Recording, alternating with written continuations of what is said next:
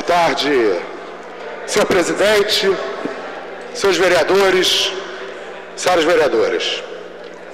Eu estou inscrito para discutir o projeto de lei complementar número 123 de 2015, que estabelece normas de incentivo à produção de unidades residenciais na cidade do Rio de Janeiro.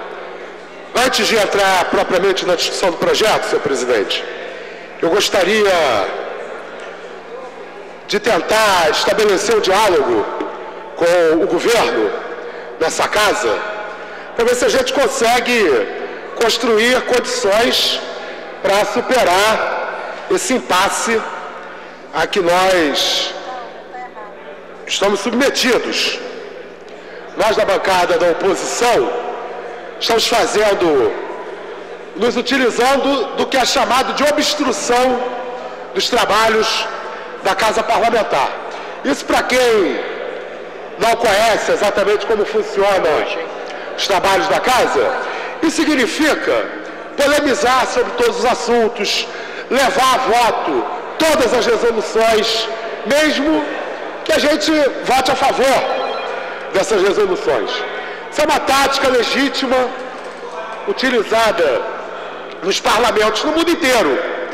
Quando você quer manifestar o seu profundo desagrado com os encaminhamentos que estão sendo dados pela Casa, você pode utilizar desses mecanismos da obstrução. Eu quero dizer, senhor presidente, que eu não gosto de adotar o instrumento da obstrução. Eu não faço isso com alegria, com felicidade.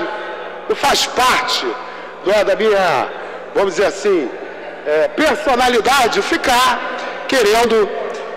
sendo obrigado a fazer o papel de absolutamente chato. Mas nós temos um problema político concreto. Essa casa votou a suspensão da CPI. Nós consideramos que os vereadores não podem votar a suspensão da CPI. No nosso entendimento, uma comissão parlamentar de inquérito é direito de minoria e ela deve acontecer independente da vontade da maioria. Fazer uma votação para suspender uma CPI é ferir de morte a prerrogativa da minoria de instalar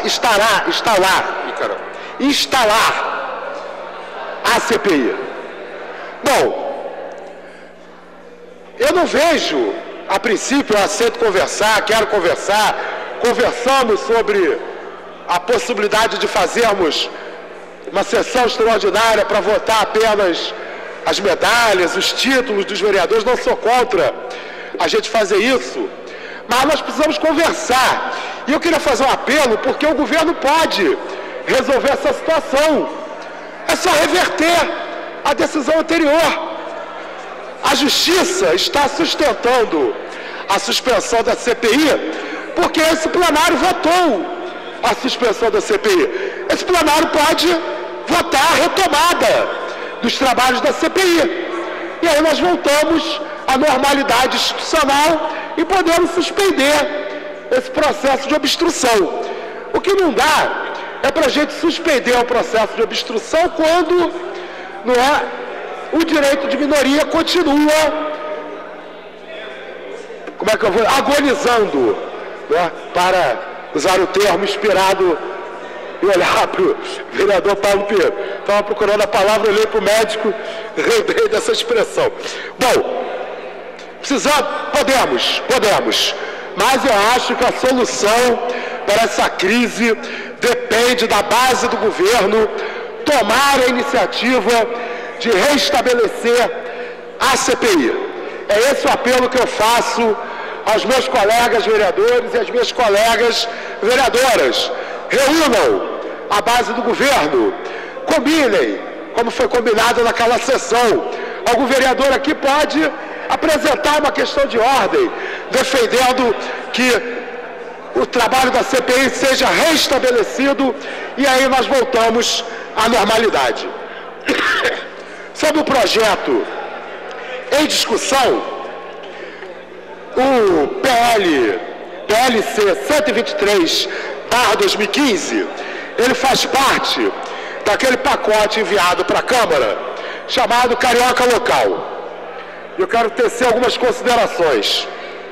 Os 7 anos em que Eduardo Paes esteve à frente da gestão municipal foram marcados pela maior remoção da história do Rio de Janeiro, mais de 22 mil famílias, e pela explosão nos preços de aluguel e venda de imóveis. Às vésperas das eleições municipais, a Prefeitura vem tentando adequar seu discurso sobre a cidade, buscando se deslocar de algumas das mais poderosas e difundidas críticas ao modelo de cidade de negócios implantado por eles mesmos no Rio. Como parte dessa estratégia, o prefeito enviou, no segundo semestre de 2015, um pacotão de projetos de lei para a Câmara de Vereadores. O denominado Programa Carioca Local veio embalado por diversas matérias elogiosas nos jornais e foi apresentado com pompa pelo candidato oficial do prefeito, Pedro Paulo, como um conjunto de medidas para combater a gentrificação e estimular a ocupação das áreas infraestruturadas. Mas as aparências enganam.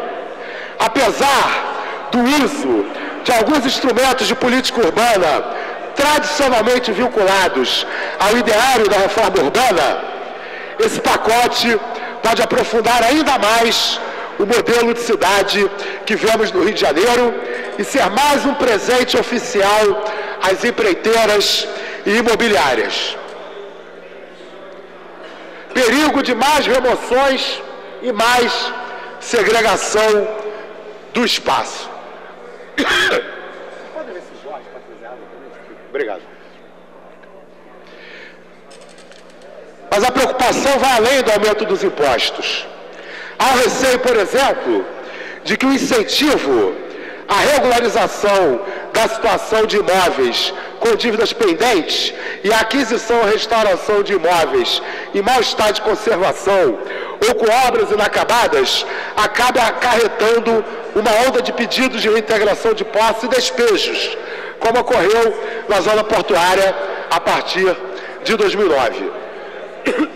Afinal, alguns desses imóveis podem estar ocupados por famílias pobres e vulneráveis. Essa também a preocupação que paira sobre os projetos de lei da Prefeitura, que aparentemente estimulariam a ocupação de terrenos e imóveis ociosos em áreas infraestruturadas e próximas aos locais de emprego. Não há uma definição clara sobre o que vai ser considerado imóvel ocioso.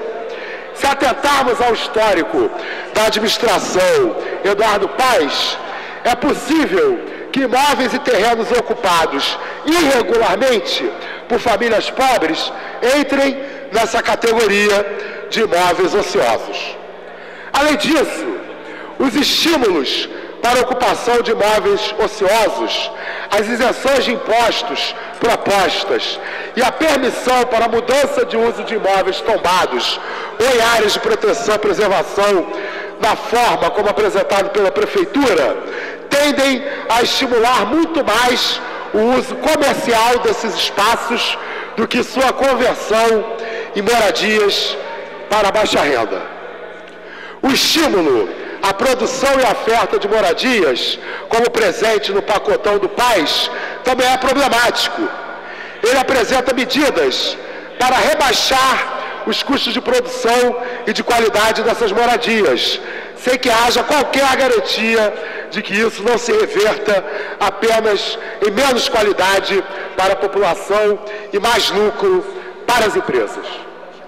Os projetos de lei também não fixam as áreas prioritárias para a produção de habitação de interesse social, nem estabelecem os estratos de renda mais baixos como grupo principal a ser atendido por essas ofertas. Um deles permite que empresas ofereçam como contrapartida a seus empreendimentos imobiliários a produção de habitação ao invés da construção de equipamentos públicos urbanos. Com isso, a sociedade perde o equipamento urbano e o poder público sua capacidade de planejamento e de decisão na política habitacional. Obrigado.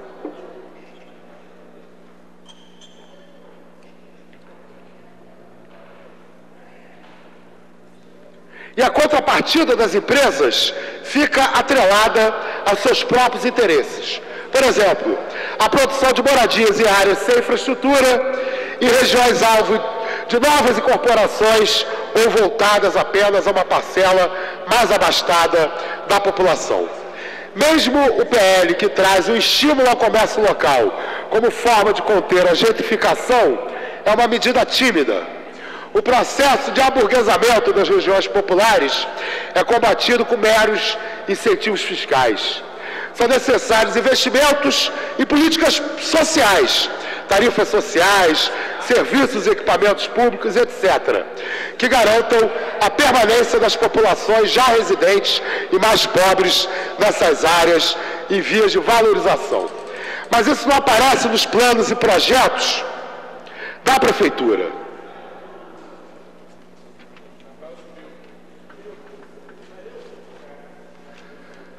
Apesar do possível impacto dessas leis na cidade, as reuniões públicas feitas no final do ano passado foram pouquíssimo divulgadas, o que acabou por deixá-las com pouca representatividade e quase nenhuma diversidade de opinião.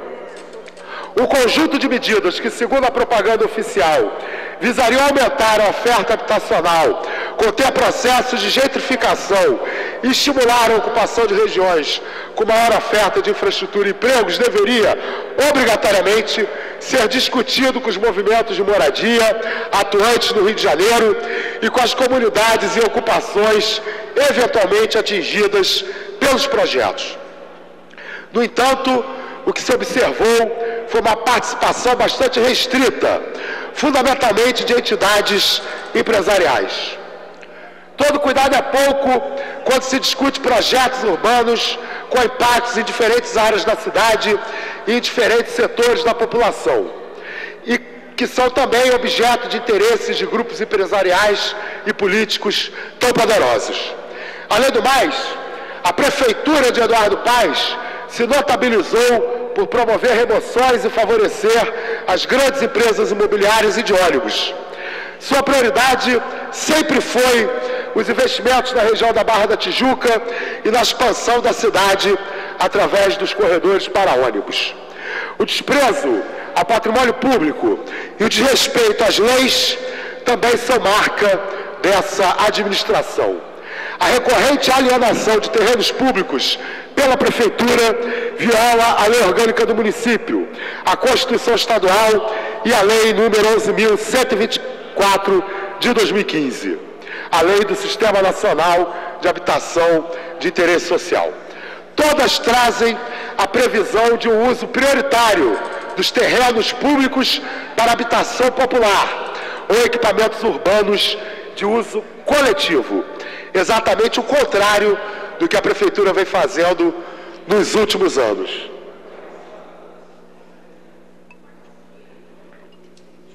A partir do diagnóstico de que esse programa continua atrelado ao projeto de cidade e negócio que marcou os últimos 7 anos de gestão de Eduardo Paes, optamos por fazer algumas emendas aos PLs do pacotão.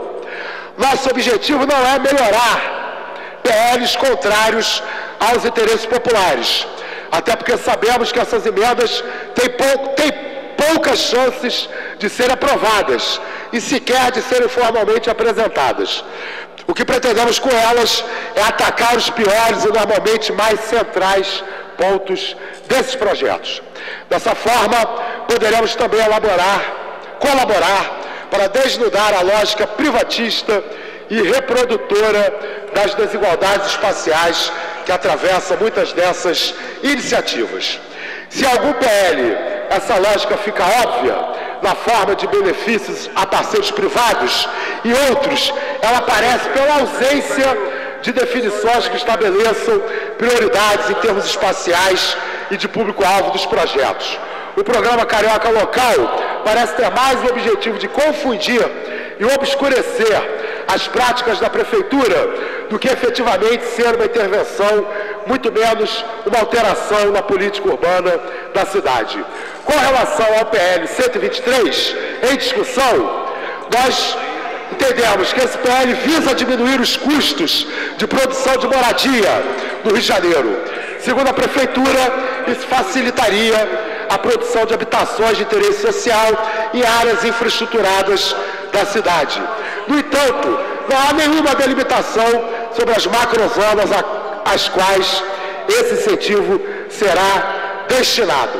Concluir, Só concluir, eu não posso mais dar parte, vereador, porque já esgotou meu tempo. Eu só estou concluindo. Portanto, a lei torna-se quase uma pegadinha, que em nome do adensamento da moradia em áreas centrais, permite baixar o custo de produção de moradias em áreas distantes, atendendo aos interesses do capital imobiliário. Então, eu apresentei essa proposta de emenda do artigo 1º, parágrafo único, para que a redação passe a ser: aplica-se o disposto nessa lei complementar às edificações residenciais permanentes e à parte residencial das edificações mistas localizadas exclusivamente nas macrozonas de ocupação incentivada e macrozona controlada na cidade. Eu até agora consegui, apesar de vários apelos, a assinatura de 1, 2, 3, 4, 5, 6, 7 vereadores para que eu possa apresentar essa emenda.